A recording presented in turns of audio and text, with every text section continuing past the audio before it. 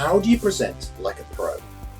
By the end of this video, you will have learned how to set up your virtual studio and present more like a pro. So the first question to ask is it actually worth getting yourself and spending some money on decent tech?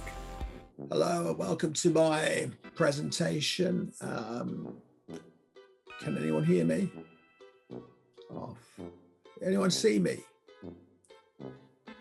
You sound like you're in the bath and you look like... I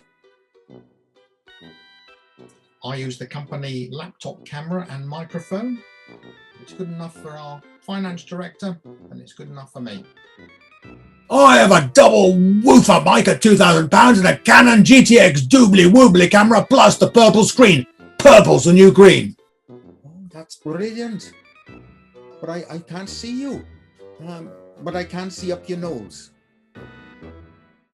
Well, yes, tech makes a difference. But how much? Well, before we look at that sort of stuff, let's actually get you more presentable. And now the first thing I want you to do, right, is get your eyes level with the camera. So that's not looking above and down or up from below, but level with the camera. Once you've done that, try and frame yourself so that you take up more of your screen. So what you want to do is there's more of you and less of your rear wall, because let's be honest, you're hopefully always going to be more engaging than your rear wall. Now let's look at tech. So we're talking about camera, sound, studio, computer screens, and the Wi-Fi stuff. Camera. Most laptop cameras are of poor quality, so I'd invest in a webcam.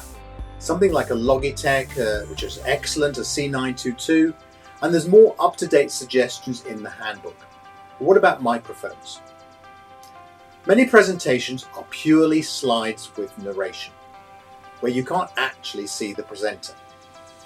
This means good quality microphone has never been more important. You don't need to spend thousands. Yeah, you really don't. So aim for something like a budget of £100, yeah? And then you can get something like a Yeti Blue or a Rode NT1, which are both excellent. Alternatively, use a good headphone set. I'd suggest a wireless one so that you can move around a bit, or at least have that option. Again, check out the handbook for more options. You don't have to spend a fortune for an amazing rig. I mean, honestly, natural light can be brilliant, but if you can't get good natural light, then simple ring lights will be an excellent option.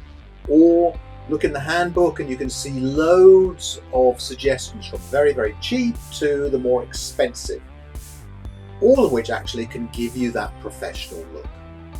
Now let's move on to the backdrop, what's behind you. So you can either go for something like a simple bare wall, or as I've got here, a digital, so a green screen, or in fact most platforms give you the option of putting up something virtual, although they're sometimes not great quality, or you can indeed blur your background. Now if you're going for that natural look, keep it plain, but consider having something that you can get the audience engaged with, so talking points. Or if you're going to keep it plain, then make sure it doesn't draw attention away from you.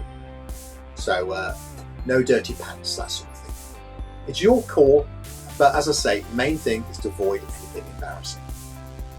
Now, what about your PC?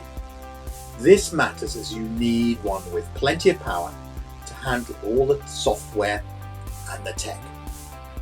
The same with Wi-Fi. Go for the fastest you can get.